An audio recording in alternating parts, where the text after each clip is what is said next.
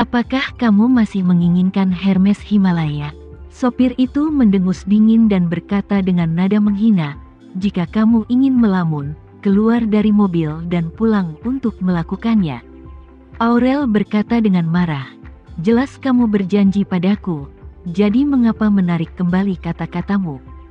Sopir berkata dengan marah, kami memiliki kondisi setelah kamu menyelesaikan pekerjaan, dan sekarang masalahnya sudah menguning. Aku tidak perlu kamu melakukannya. Mengerti? Aurel melengkungkan bibirnya dan berkata dengan dingin, kalau begitu, aku tidak peduli. Jika kamu berjanji padaku, kamu harus menghormatinya. Jika tidak, aku tidak akan pernah mengakhiri masalah ini denganmu. Sopir itu akan berbicara. Saat ini, mobil di depan sudah menyalakan mesinnya, dan perlahan keluar dari tempat parkir, persiapan memasuki area kargo bandara. Pengemudi tahu di dalam hatinya bahwa ini adalah untuk segera mengirimkan material yang diangkut oleh ketiga truk ini ke Boeing 777, karena dapat diangkut kembali ke Nigeria tepat waktu, sehingga tidak ada petunjuk yang tertinggal di jalur ini. Maka, dia pun menyalakan mobil, lalu berkata kepada Aurel, keluar dari mobil, jangan tunda urusanku. Aku tidak akan turun, Aurel berkata dengan ekspresi muram, menyuruhku keluar dari mobil, beraninya kamu. Apakah kamu tidak tahu apa identitasku? Jika kamu ingin aku keluar dari mobil, kamu dapat memberitahuku kapan harus memberikan Hermes Himalayaku. Sopir berjalan keluar dari truk dengan marah, berjalan ke pintu penumpang, dan langsung membuka pintu, lalu mengangkatnya keluar dari mobil seperti ayam, kemudian melemparkannya ke tanah dengan kasar, dan berkata dengan dingin, jika kamu menginginkan Hermes Himalaya, kembalilah ke ayahmu. Ucapkan satu kata omong kosong lagi, berhati-hatilah karena aku akan menghapus ayahmu dulu malam ini. Setelah itu, dia mengabaikannya, berbalik, dan masuk ke dalam truk, memulai kendaraan dan meninggalkan tempat parkir. Aurel tidak menyangka orang itu akan menjadi begitu kejam tiba-tiba, dan dia kehilangan aura sebelumnya dalam sekejap, dan dia sangat takut sehingga dia tidak berani mengatakan sepatah kata pun. Dia masih muda, dan meskipun dia didorong oleh organisasi kemanusiaan ini selama beberapa tahun, dia hanya berbicara dan bertindak sesuai dengan persyaratan buku, tanpa mengetahui alasan dan taruhan yang mendasarinya. Dia hanya tahu bahwa selama dia melakukan apa yang mereka minta, dia dan keluarganya bisa mendapatkan fondasi material yang bagus, dan bahkan dapat menggunakan ini untuk masuk ke kelas atas. Tapi dia tidak tahu asal sebenarnya dari organisasi ini. Beberapa waktu lalu, ketika reputasi globalnya terdorong ke puncak, dia juga memiliki ide untuk meninggalkan organisasi ini dan memulai bisnisnya sendiri. Lagi pula, menurutnya, dia sekarang adalah sosok terkenal di dunia, memiliki penggemar yang tak terhitung jumlahnya, bahkan telah diterima oleh banyak kepala negara dan dipuji oleh mereka atas karyanya. Sama sekali tidak perlu organisasi tingkat tinggi untuk mengendalikannya. Namun, ketika dia menyebutkan ide ini kepada ayahnya, dia ditegur keras olehnya. Meski Aurel tidak puas, dia tidak berani menghadapinya secara langsung. Namun, sekarang dia telah mengalami perlakuan kasar seperti itu. Menurutnya, ini adalah kesempatan bagus untuk putus dengan pihak lain. Jadi, dia segera mengeluarkan ponselnya dan menelepon ayahnya. Begitu telepon terhubung, dia menangis dan berkata, "Ayah, aku ingin memutus hubungan dengan mereka. Jangan pernah berurusan dengan mereka lagi." Ayahnya bertanya dengan heran, "Siapa yang kamu bicarakan?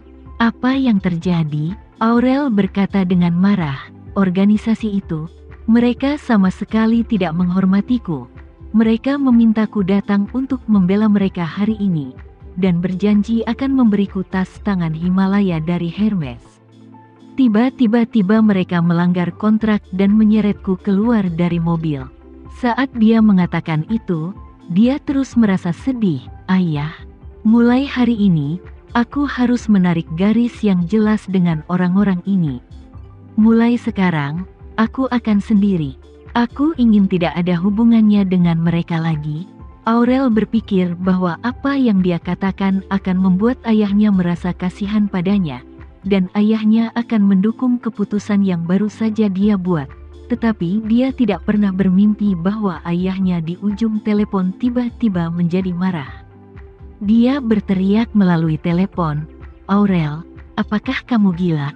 Apakah kamu tahu bagaimana kamu dan keluarga kita sampai di sini hari ini?"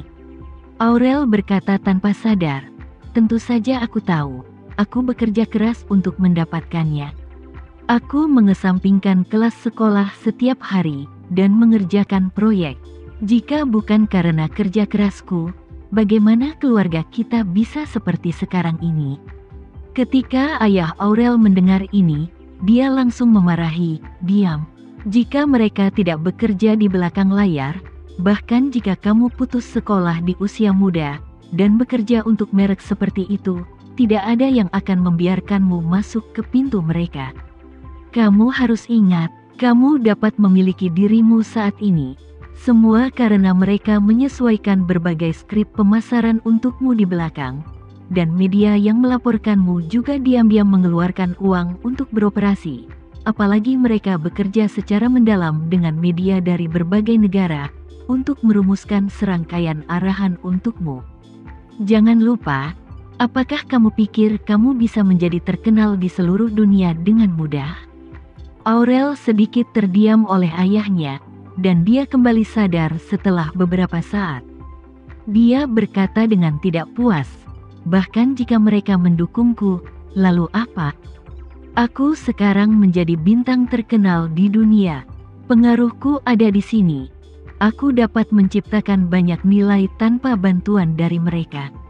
Ayah Aurel memarahi dengan marah. "Apakah ada yang salah dengan otakmu? Pernahkah kamu berpikir bahwa ketika kamu dijemput oleh mereka, kamu hanya seorang anak kecil berusia 10 tahun? Mengikuti sepenuhnya instruksi mereka seperti boneka. Mereka pasti memiliki banyak bukti yang relevan di tangan mereka.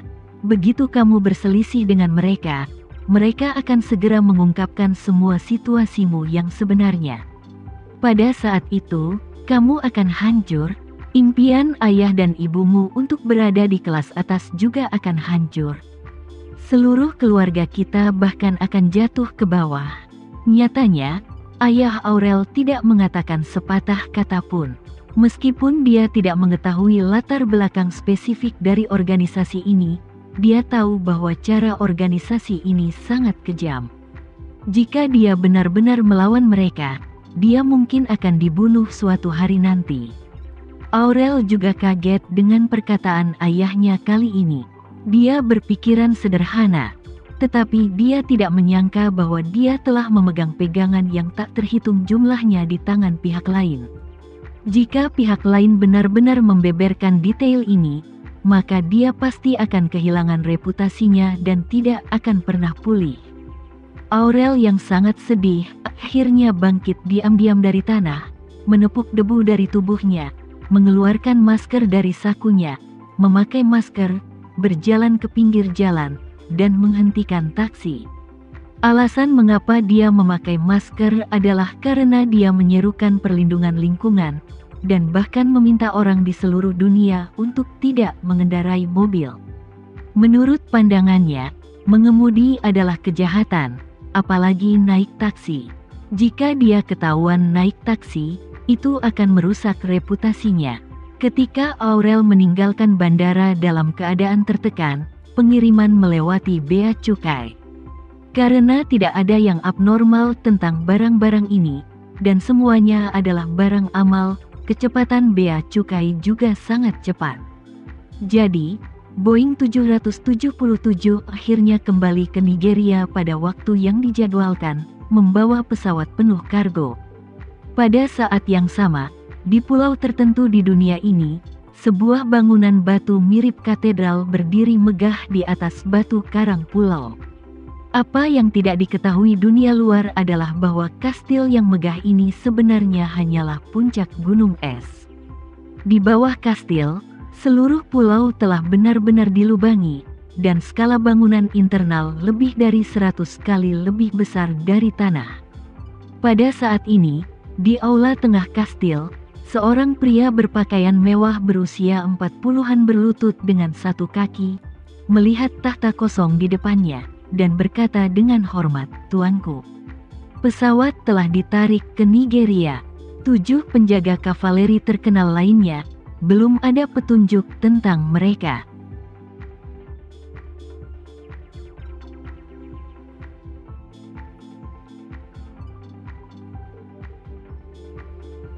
Sekian dulu ya video kali ini, kita lanjutkan lagi videonya di lain waktu. Oh iya, bagaimana menurut kalian? Semoga bisa sedikit menghibur kalian semua. Untuk teman-teman yang baru nonton, jangan lupa subscribe ya, hehehe. Dan kalau teman-teman ada yang ingin gabung langganan, bisa langsung gabung saja untuk dapat fitur yang menarik dan sedikit membantu Mimin. Terima kasih banyak sudah menonton, sampai jumpa lagi, bye.